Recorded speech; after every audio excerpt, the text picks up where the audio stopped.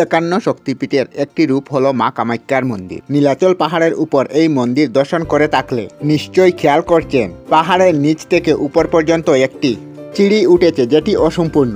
কেন এই মন্দিরের চিড়ি শেষ পর্যন্ত নেই? কামাখ্যা মন্দিরের চিড়ির এই পৌরাণিক কাহিনী আপনাদেরকে জানাবো আজকের ভিডিওতে।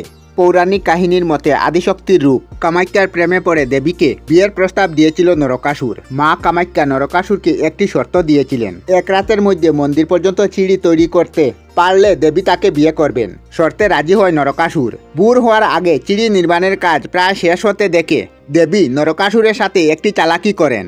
মা কামাখ্যা সেই লীলার গল্পটি জানতে দেখতে থাকুন এই ভিডিওটি। আমি আপনাদের সাথে বিধায়কনাথ, আর বিধায়কনাথ বাপ্পা চ্যানেলে আপনাদের সবাইকে স্বাগত জানাই। নরকাসুরকে চিড়ি তৈরির কাজ থেকে বিরত করাতে তার সামনে বুড়ের মায়া তৈরি করেন দেবী কামাখ্যা। আর তখনই ডেকে উঠল একটি মুরগা। ভোর হয়ে গেছে ভেবে চিড়ির কাজ রেখে মুরগার পিছনে দৌড়ায় নরকাসুর এবং তার হাতে তরোয়াল দিয়ে মুরগাটির মাথা কেটে ফেলে। যে স্থানে মুরগাটির হত্যা হয় সেই স্থানের নাম কুকুরাকাটা, আর অসম্পূর্ণ চিড়িটির নাম মেকলাউজা। বর্তমানে একটি সুন্দর পূর্ণ পথ থাকলেও অনেক ভক্তরা এই অসম্পূর্ণ ঐতিহাসিক পথ দিয়ে মন্দিরে যেতে পছন্দ করেন এবং এই পথ দিয়ে উঠে পুণ্য সঞ্চয় করেন।